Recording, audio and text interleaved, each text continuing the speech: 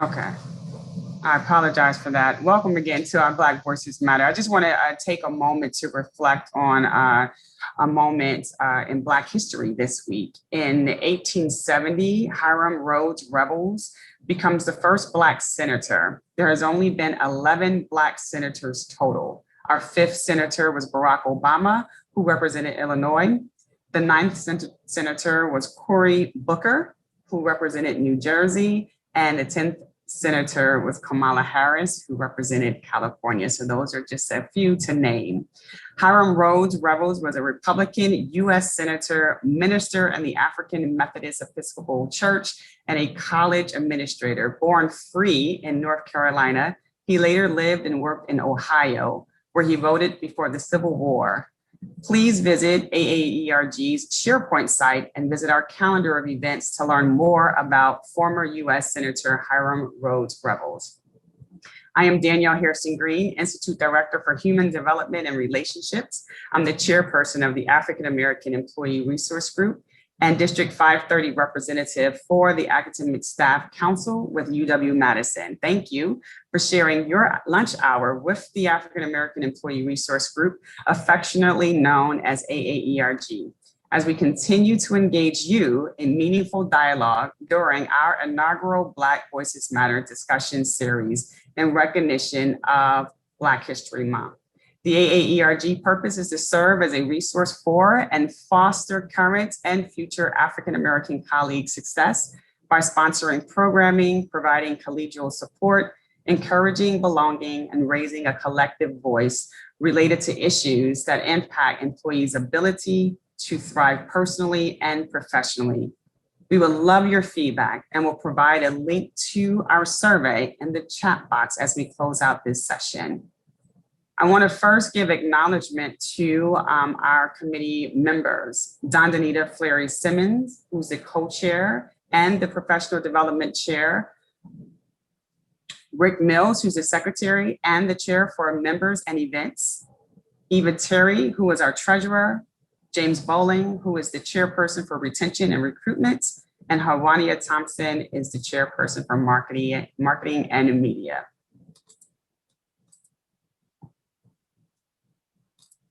I'm super excited today to introduce to you our final presenter, entrepreneur, emerging scholar and philanthropist, and social change advocate. Ms. Dominique Green is a graduating senior attending Howard University in Washington, D.C., studying electronic studio within the Department of Fine Arts. She is a president and editor-in-chief for PaperTag, a trademark platform designed to elevate the voices of independent artists and aspiring journalists, and was recognized as Houston's top 100 young professionals at 15 years old. Dominique has worked as an intern with the International Rescue Committee as a youth and women employability intern. She is currently a fellow with the Emma Bowen Foundation, where she was assigned to work with the Pulitzer Center on Crisis Reporting, working with the team that developed the framework and marketing for the New York Times 1619 project, and currently the marketing intern with the Smithsonian National Museum of African American History and Culture. Upon graduation, Dominique hopes to have a thriving career in creative marketing within the entertainment industry.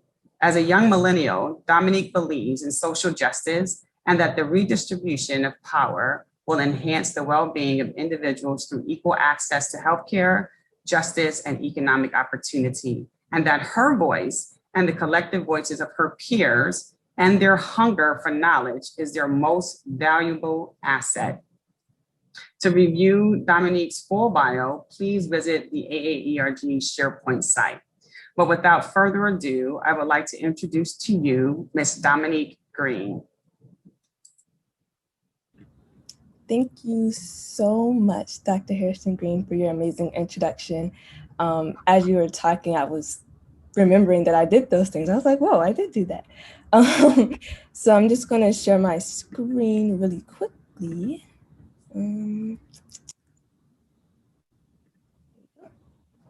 Okay. So yes, as she said, my name is Dominique Green. I am a graduating senior at Howard University studying electronic studio within the Department of Fine Arts. Outside of academics, I am the founder and editor-in-chief of Paper Tag, which is an online media outlet geared towards supporting underground and independent musicians.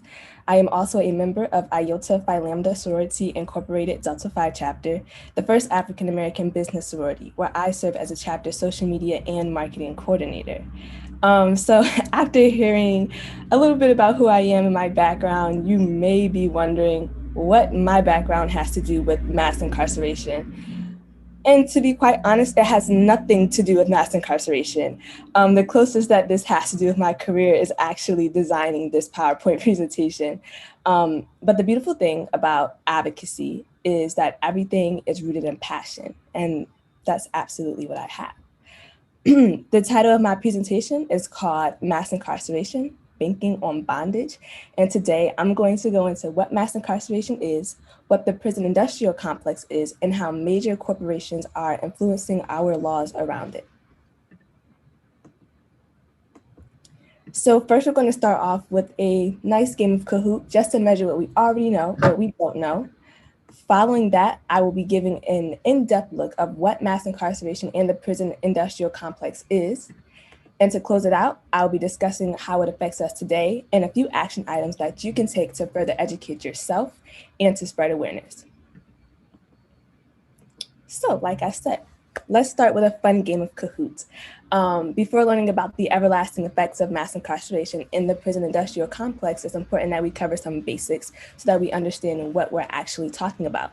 So if you're willing to participate and you want to have a fun little game, please visit www.kahoot.it, either on your phones or on your computers or whatever tablet that you may have. And once, oh, I see, you guys are already in there. Okay, so once you are in there, you will see your name pop up on the screen, and I will give everybody about a minute or two just to get everything hooked up.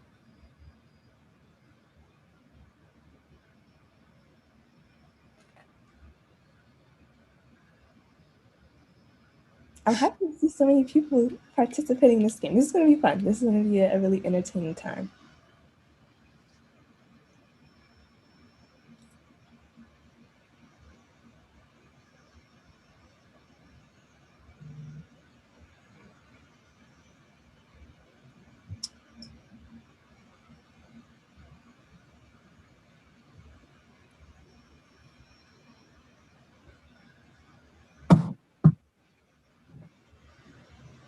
And also note that participation is not required. So if you do not wish to play the game, you do not have to, and you can just view as we go through it.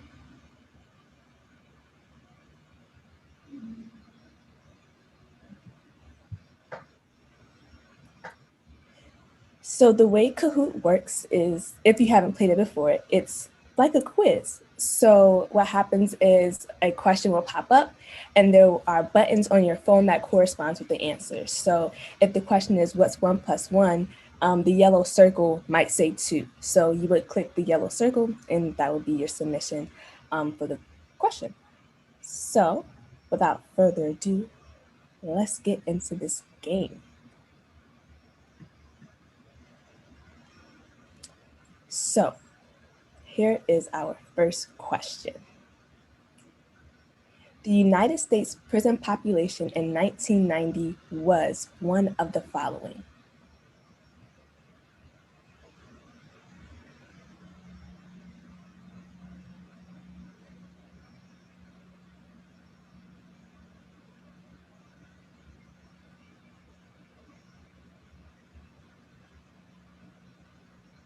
Yes, 1.1 million prisoners were in the prisons during the 1990s. Congratulations, Paul. You're at the top of the leaderboard. Congratulations. Okay, here's the next question. 95% of the elected prosecutors throughout the United States are one of the following. Oh, y'all answering that one quick.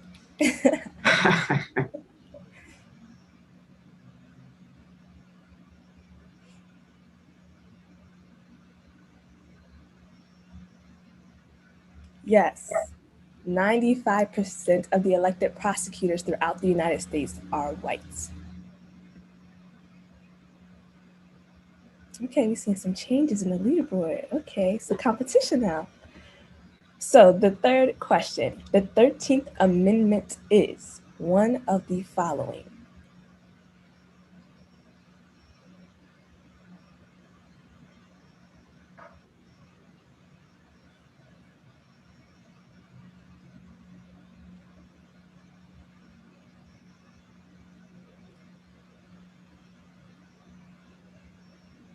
Yes, the 13th Amendment abolished slavery and involuntary servitude. And for our, oh, wow, there's a lot of changes right there in the leaderboard. Okay, so here is our fourth and final question. Originally, police officers were named one of the following.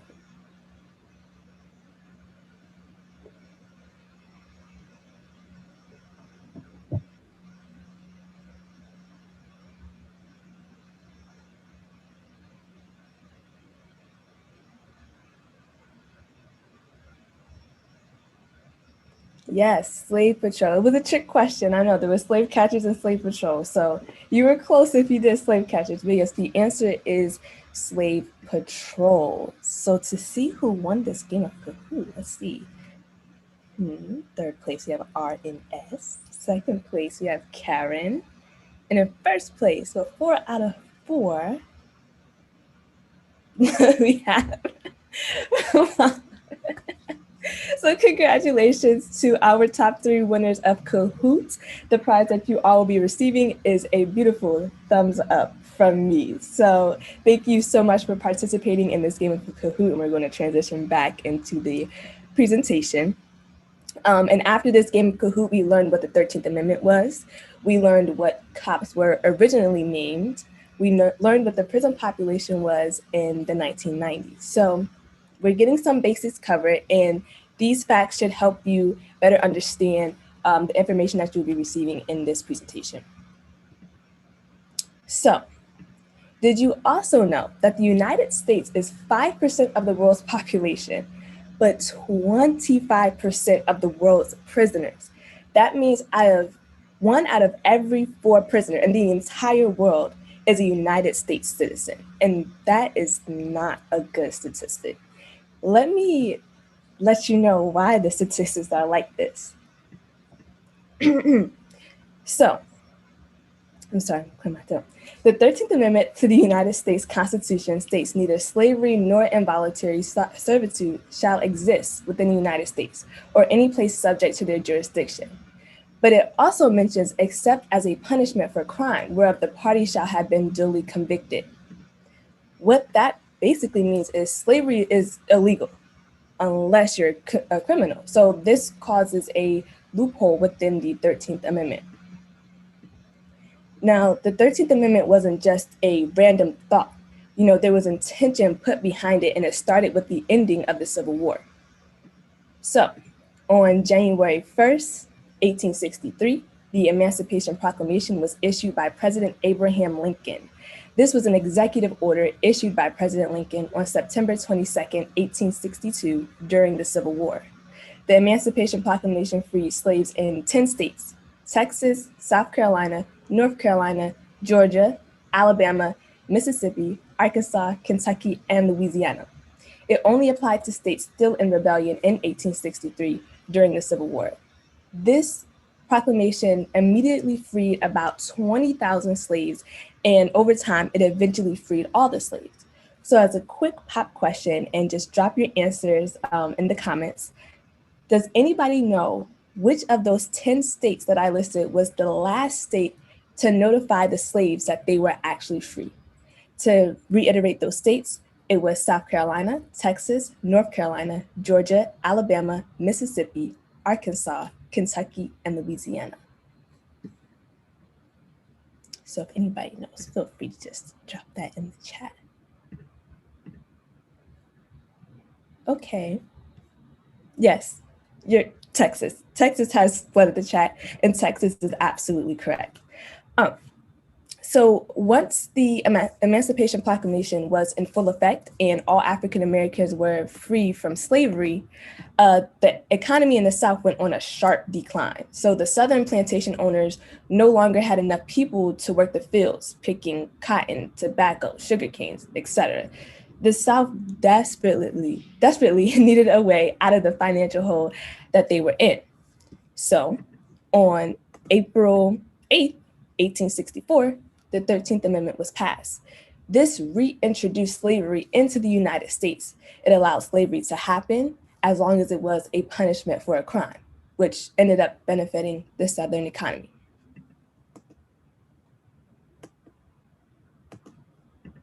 So once the 13th Amendment is finally passed, the United States had its first ever prison boom.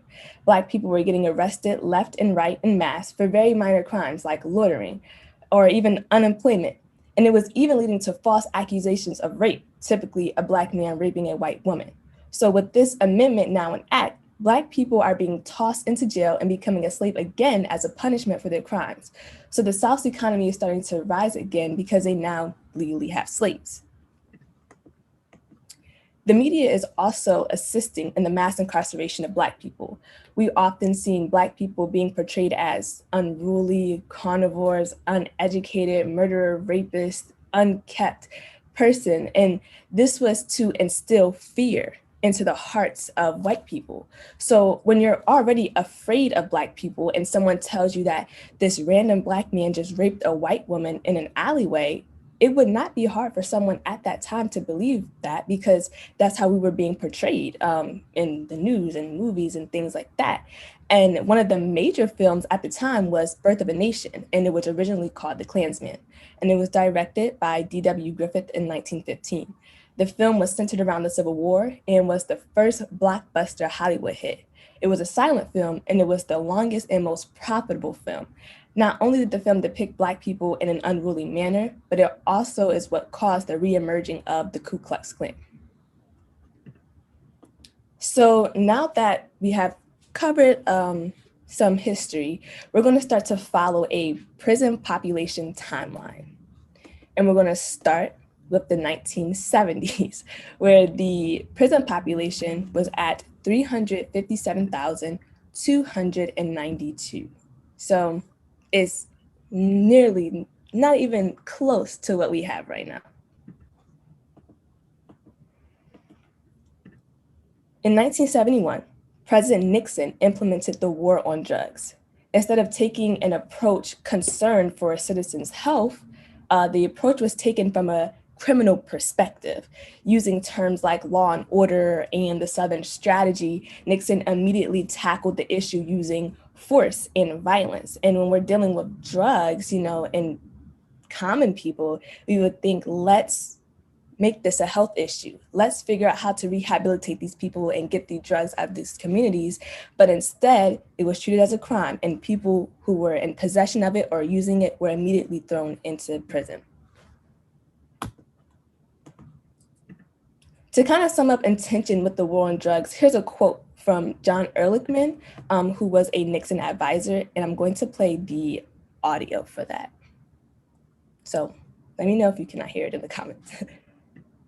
Nixon administration official has admitted that the war on drugs is all about throwing Black people in jail. He said, quote, "The Nixon campaign in 1968 and the Nixon White House after that had two enemies, the anti-war left and Black people." You understand what I'm saying? We knew we couldn't make it illegal to be either against the war or Black. But by getting the public to associate the hippies with marijuana and Blacks with heroin, and then criminalizing both heavily, we could disrupt those communities. We could arrest their leaders, raid their homes, break up their meetings, and vilify them night after night on the evening news. Did we know we were lying about the drugs? Of course we did.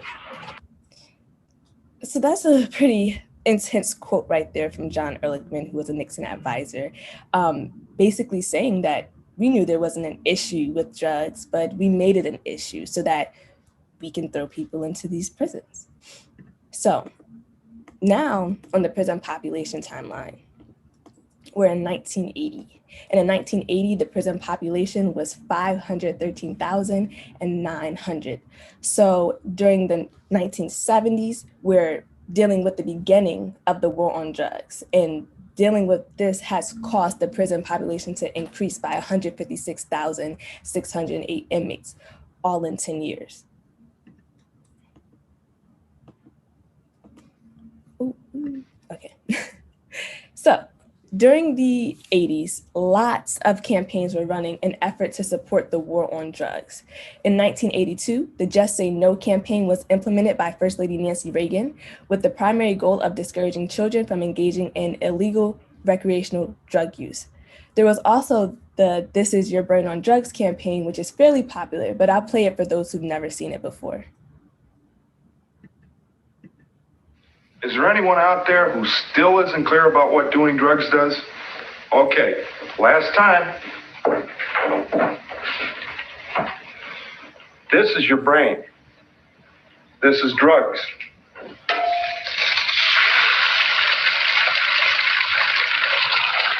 This is your brain on drugs. Any questions? So, the This Is Your Brain and This Is Your Brain on Drugs campaign was an ad partnership in the 1980s for a drug-free America. Notice throughout this entire campaign, there was not one drug that was actually highlighted. It just said drugs. Drugs, as soon as you use drugs, your brain turns into a fried egg. It's a little outrageous to me, but that's what they were using during that time. So now we're dealing with drugs in the United States. So during this time, as these campaigns are rolling, the Black community has now had crack pushed into their community. So when we seen the ad, that wasn't for crack, that was for marijuana, but they didn't actually say that. And then after the ad started to become popular, that's when crack was starting to be pushed into Black communities. Now, the difference between crack and cocaine is that crack is cocaine in rock form. So while cocaine is viewed as a suburban area drug because only people who were well off essentially had access to cocaine, while those in the inner city had crack, which was much cheaper. So as this is happening, Reagan then implements the mandatory sentencing for crack. And judges don't really have a choice anymore when it comes to sentencing. And the judge is the most neutral person in the courtroom. So now the decision was in the hands of the prosecutor. And as we learned earlier, 95% of prosecutors in the United States are white. The sentencing for an ounce of crack was equal to the sentencing for 100 ounces of cocaine. So Black people are getting longer sentences for having an ounce of a cheaper version of cocaine, while white people don't get that same amount of time unless they are carrying 100 ounces. In the media, the war on drugs became a popular part of television culture with shows like Cops and its infamous Bad Boys theme song. Now, in shows and the news, Black people are consistently overrepresented as criminals on television. Even if the person in the clip was innocent with no affiliation to the crime, they were still viewed as a criminal.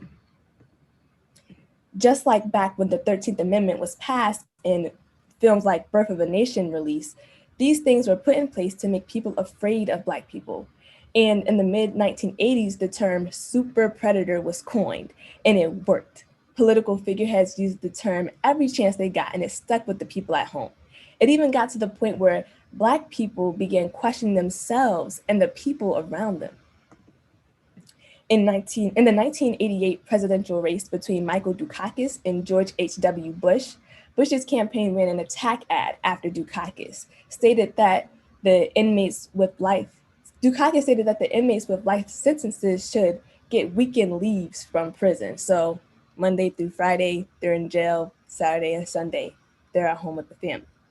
It was known as the Willie Horton ad. Willie Horton was sentenced to life after being convicted of murder. The Bush campaign used Willie Horton, an African-American male, as an example of the type of people that Dukakis would be letting out on the weekend. So not only are Black people being called criminals every day on the news, they're even using Black people who are convicted as a smear campaign, and it worked. And for reference, obviously I was not alive during the presidential race, but we all know that Michael Dukakis was up in the polls tremendously throughout the entire campaign until the Willie Horton ad was dropped. And this is ultimately what led to the presidential election of George H.W. Bush. So here's a quote by Hillary Clinton, former First Lady and former United States Secretary of State, speaking on super predators. And I'll play the audio for those who are not able to see this as well. Often connected to big drug cartels. They are not just gangs of kids anymore. They are often the kinds of kids that are called super predators. No conscience, no empathy. Straight from the mouth of Hillary Clinton. The term super predator was used all the time when just talking about Black people in general, Black kids, Black women, Black men. Super predator was used to once again instill that fear in the hearts of the people sitting at home on the couches, and it worked. So now we're leaving the 1980s and we're going into the 90s. The prison population did more than double in the 1990s. The prison population was at 1,179,200 in 10 years.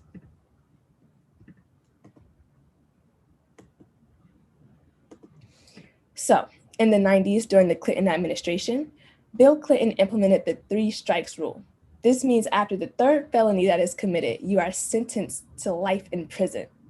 Once again, just like the mandatory crack sentences, the judge no longer has a say in what happens, and the sentencing is in the hands of the prosecutor. And like we said before, 95% of the United States prosecutors are white. This quickly began to get out of hand to the point where the state of California had to free 4,200 prisoners a month just to make room for the 3 strikers, which ultimately means all those people that were locked up on small crimes and misdemeanors didn't need to be there in the first place. I mean, they're releasing 4,200 a month. That is a lot of people. Then we had the truth in sentencing, which was implemented to reduce the possibility of early release. It requires inmates to serve a substantial portion of their time before being eligible for release. So now we have people who are incarcerated for life. And then the truth in sentencing requires them to stay for a majority of their sentencing before they're eligible for release.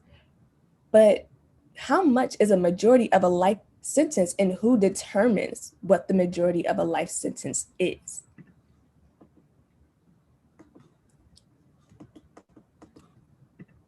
In 1994, the federal crime bill was passed by Clinton. $9.7 billion in funding prisons, while with $6.1 billion went to fund prevention programs. And the problem with the prevention programs is that the prevention programs were put together by officers who had never went through the system, officers who had never went to jail, officers who had no experience what it was like to be on the other side, were the ones putting these prevention programs together. And they got $6.1 billion to do it. This bill deployed the latest technology and tactics for advanced police equipment, and it also contributed heavily to the massive expansion of the prison system. So now we're back over here on this prison population timeline. And now the year is 2000, and the prison population is at 2 million. 2 million people. And as you can see, every 10 years, the prison population increases by a substantial amount. So after the backlash and seeing the aftermath of the 1994 federal crime bill, Bill Clinton stepped up at a conference hosted by the NAACP, admitting that the crime bill was a mistake and that it did more harm than good.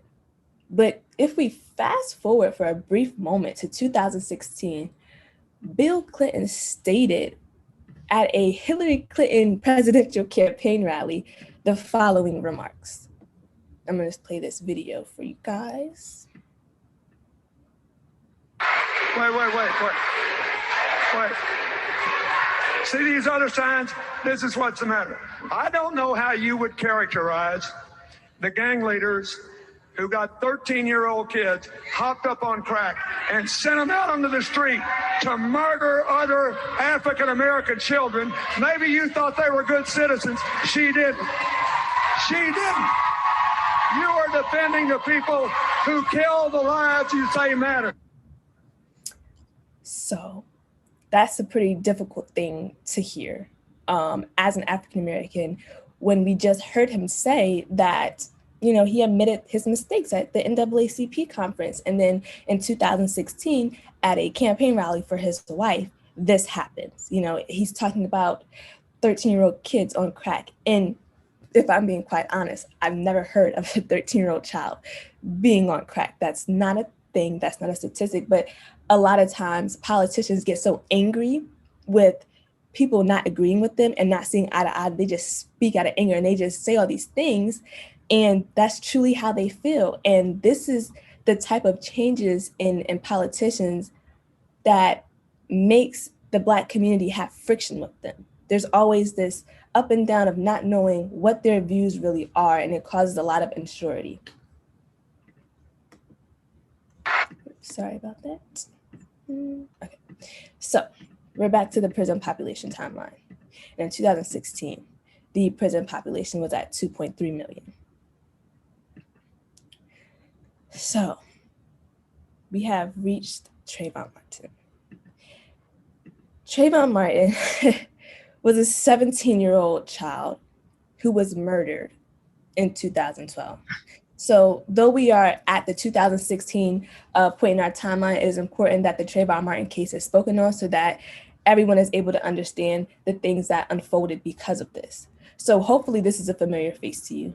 Once again, this is Trayvon Martin, and he was murdered on February 26, 2012, this week in history, by a Neighborhood Watch committee member, George Zimmerman, as Trayvon Martin was walking back home after buying a bag of Skittles and an Arizona iced tea. George Zimmerman followed 17-year-old Trayvon Martin in his car while on the phone with police dispatch. He tells dispatch that he's a Black man in a hoodie and he looks suspicious. Despite dispatch telling Zimmerman repeatedly to stop following Trayvon Martin, he continues anyway and ends up attacking and fatally shooting Trayvon Martin, a 17-year-old boy getting snacks from the corner store. I want you all to remember this face and this story as we get into the nitty-gritty of this presentation. If Trayvon Martin was still alive, he would be the same age as my big brother, 26, and they would be celebrating their birthdays together this month. So keep this face in mind as we continue. So we're at the American Legislative Exchange Council. Aaerg is a political lobbying group consisting of state representatives and heads of major corporations within the United States. Aaerg allows corporate lobbyists to propose bills that would benefit both the company and lawmakers, and those lawmakers then introduce them to become laws in our states. One of the former corporate members of Aaerg is Walmart. For a very long time, Walmart was the biggest seller of long guns in the United States, as well as the largest retail of bullets in the world. In the early 2000s, Aaerg and Walmart came together to propose the Stand Your Ground law. This law allows those who feel a reasonable threat of death or bodily injury to meet force with force rather than retreat. This law both benefited Walmart as well as Aaerg. And to be honest, the reasons why they benefited Walmart and Aaerg was because, well, on one hand, Walmart is getting all these sales now in the state of Florida, right? People have these easy access to guns and ammunition, and they have the Stand Your Ground law to protect them with any of the decisions that they make. In Aaerg, well, you have the state legislatures, mostly white, and white people love guns. Control is always a big issue in our country because of the love for guns. So these state legislatures get to have their guns in Florida. They can do whatever they want, and Walmart is getting these sales. But this law allowed George Zimmerman to not only get away with the murder of Trayvon Martin, but to also plead self-defense. After this case had national attention, Walmart then ended their ties with Aaerg due to the backlash. So we now have the Corrections Corporation of America, but it's now known as CoreCivic. CoreCivic is a company that owns and manages private prisons and detention centers and operates others on a concession basis. The CoreCivic is the first private prison company in the United States. The CoreCivic makes contracts with states, and the states are required to keep these prisons filled, even if nobody is committing a crime. Private prisons became a growth industry in the 1980s because of the mass incarceration that was happening in the United States. The company had a huge hand in shaping crime policy in the United States. One of those policies, which is something we spoke on a little earlier, was the three strikes policy. This policy was implemented by former President Bill Clinton, but was brought forward by lawmakers a part of Aaerg in partnership with CoreCivic. CoreCivic also played a huge role in mandatory minimum sentencing, which was giving a set amount of years for small crimes like possession of marijuana. These acts date all the way back to when the 13th Amendment was passed. So if we remember from earlier, once the 13th Amendment was passed, Black people were being arrested for loitering, for unemployment, for anything, so that they could be framed as or looked at as criminals so that they could legally be slaves and go back on those plantations and bring the economy back up in the South. So it's still present today with this.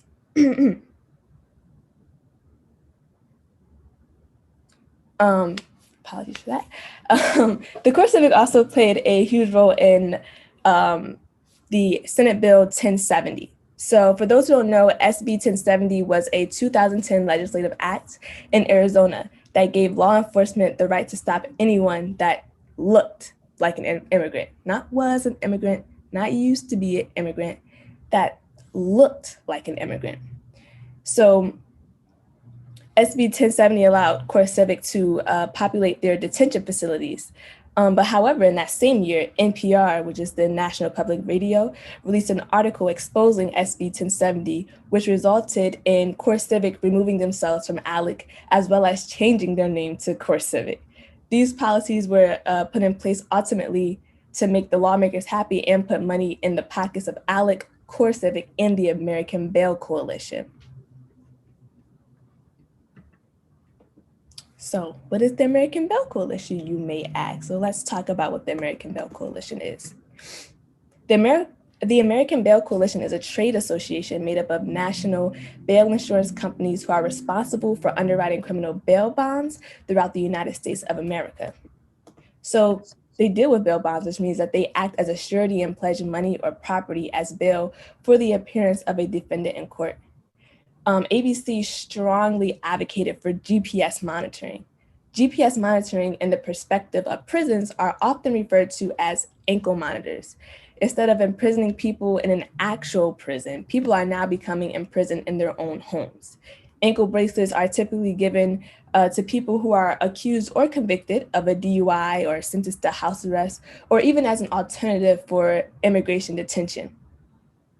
With these ankle monitors, there are daily fees. So the problem with this is by the time someone is issued an ankle monitor, they've already lost their job. And businesses don't hire people wearing an ankle monitor, so there's no source of income. You also have to attach a bank account so that the payments can be taken out automatically. But with no job and no income, you're quickly going into overdraft. So now you're in debt at the hands of the American Bail Coalition. The combination of the combination of CoreCivic and the American Bail Coalition not only made innocent people suffer, but it continuously took money from families within the inner city. So I'm going to give you a visual breakdown of what was just said so you can really understand what was going on. So we have Aaerg, and CoreCivic is a part of Aaerg, which again is a company that runs private prisons.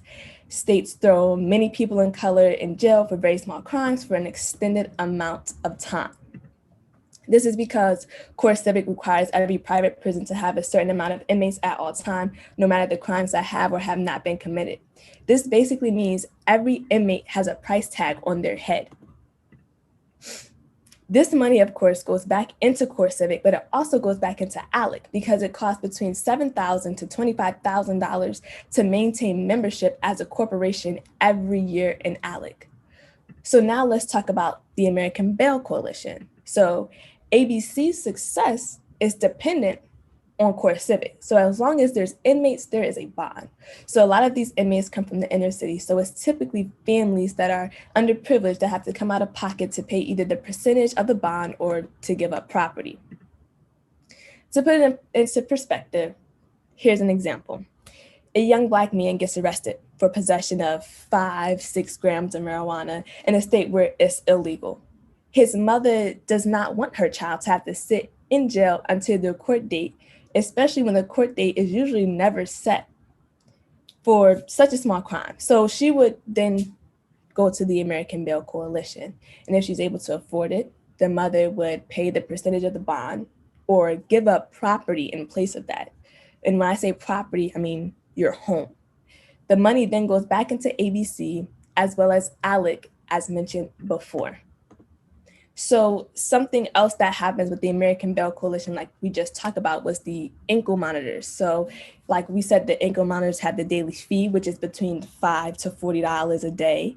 And then you have the setup fee, which could be up to $200. So all this money is coming out and it's going back into Aaerg and it's going back into the American Bail Coalition to continue doing what they have been doing. And once again, just for visual purposes, I want to reiterate what happened in 2012. Aaerg and lawmakers pushed for the Stand Your Ground law that was passed in the state of Florida in 2005. Because of this, Walmart, the biggest seller of long guns in the United States, as well as the largest retailer of bullets in the world, their sales began to rocket and guns were very easily accessible in the state of Florida.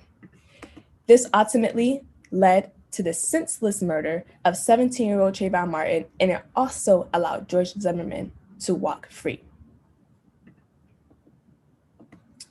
So here we have a few companies that are still partnered with Aaerg today.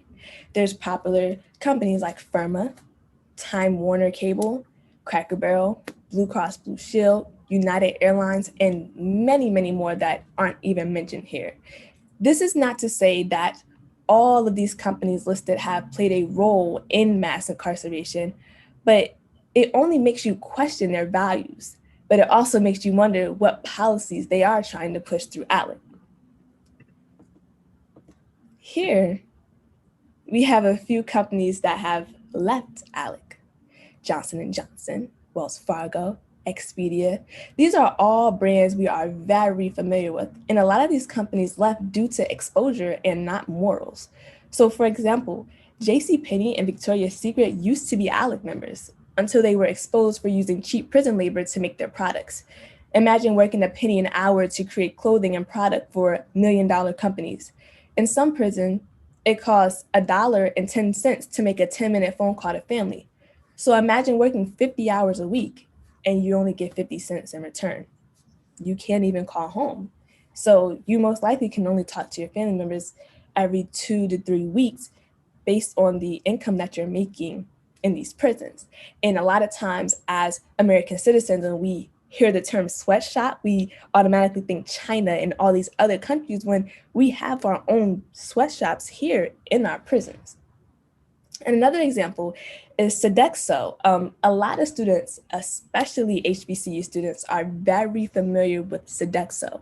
This is the company that runs our cafeterias. But what a lot of people don't know is that when Sodexo was with Aaerg, they weren't supplying food to college students. They were supplying it to prisons. There's been multiple reports of how inmates would find maggots and even poison in their food. So after being exposed, they left Aaerg, rebranded, and started offering nearly the same quality of food to HBCU students. And I know about that quality of food because I had to eat it a few times and it is not great. So when you think about it, they used to fund these prisons, but now they're mainly offering their services to HBCUs. And for me personally, that's bothersome because how come it's only HBCUs? How come it's not any other universities in this country? So It was a lot to learn, it was a lot to see, and it was very emotional. But here are some action items that you can take to support the decreasing of mass incarceration and to educate yourself more. So some organizations you can support are the Campaign for Prison Phone Justice, Prison Legal News, Texas Inmate Families Association, and the Resource Help for the Disadvantaged. You can watch documentaries like The 13th, Rivers, An American Jail, Slavery by Another Name, The House I Live In, and Incarceration Nation. And if you like entertainment like me and you want some music to go in the background, you can also listen to Kendrick Lamar's Damn album. This topic is very rough, I know, to grasp and to understand, but it's important that we all educate ourselves and continue to educate others so that we can decrease the amount of mass incarceration and make this country a better place, hopefully. So thank you so much for your time. I really enjoyed presenting on this topic. That's my presentation. Does anyone have any questions for Dominique?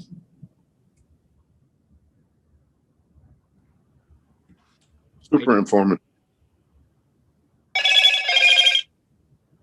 I'm seeing in the chat that it says, can you say a little bit more about what's meant by an on-concession basis? So, I'm sorry, I'm reading it over right now. And the supply of all the private contracts for food.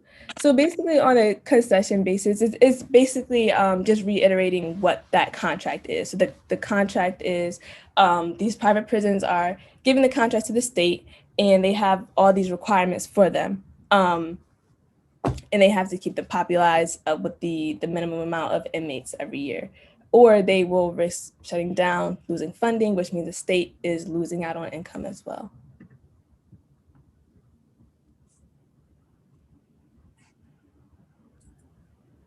Any other questions? So, Dominique, I have another question.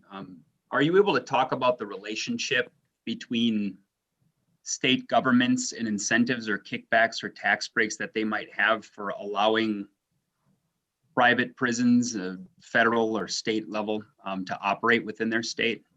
Right. I don't have any information from my perspective, but I do have some resources that I could share with you in the chat, some articles and things that you can reference for that. Thank you.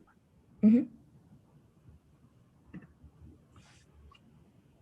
Awesome. If there's any additional questions, we'll be happy to share those questions with Dominique, and she'll be able to directly answer those questions. We want to, thank you for entertaining us with some of the visuals and the audio that you provided to us. This is our last of our 4-part series for Black Voices Matter. And I added in the chat box a link for a survey. We really want your feedback on the presentations that we've been sharing with you this month. And so I'm gonna share my screen so that we could close out our session today. So thank you. And if you didn't already know, Dominique is my baby girl. She is my seed. And hopefully she was, shared with you a bit of knowledge that you could carry into your work and share with other people.